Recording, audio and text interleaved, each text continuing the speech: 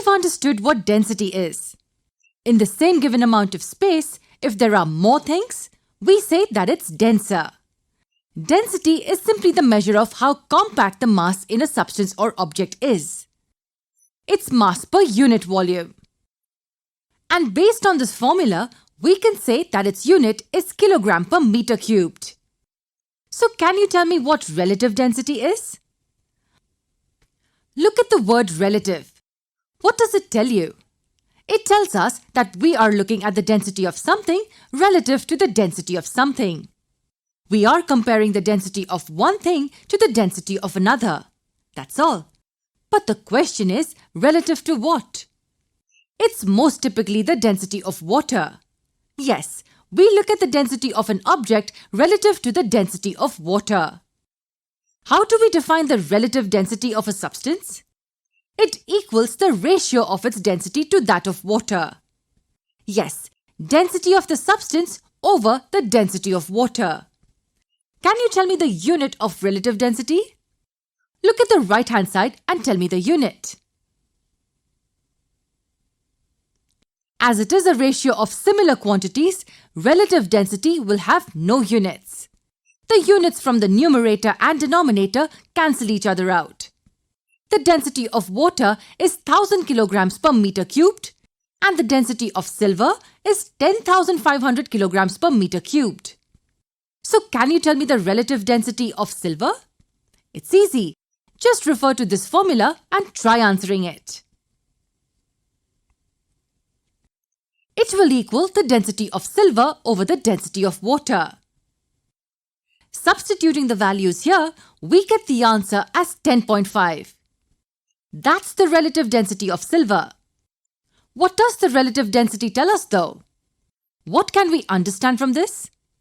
First, it tells us that silver is a lot more dense than water under the given conditions. Approximately 10.5 times denser. But that's pretty obvious given the numbers. This tells us another important thing. It tells us whether the object will float or sink in water. In simple terms, a substance will sink if it's denser than the liquid it's placed in. And it will float if it's less dense than the liquid it's placed in. How can we say this mathematically? If the relative density of a substance is greater than 1, then it will sink. And if it's lesser than 1, it will float. As the relative density of silver is 10.5, which is greater than 1, it will sink in water. But if we take the example of ice, its density is approximately 934 kilograms per meter cubed. So its relative density will be 0.934. As its relative density is lesser than 1, it will float in water.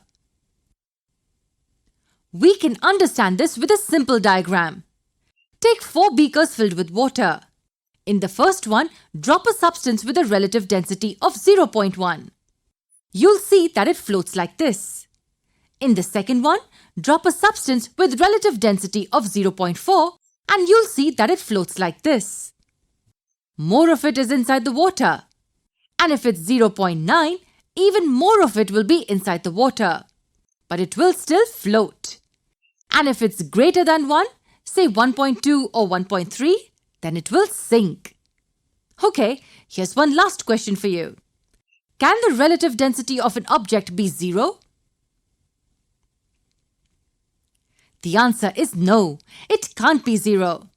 Because if the relative density is 0, it will mean that the density of the substance is 0, which in turn will mean that the mass of the substance is 0.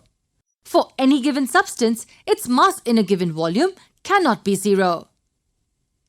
And you should also know that relative density is constant only under given conditions.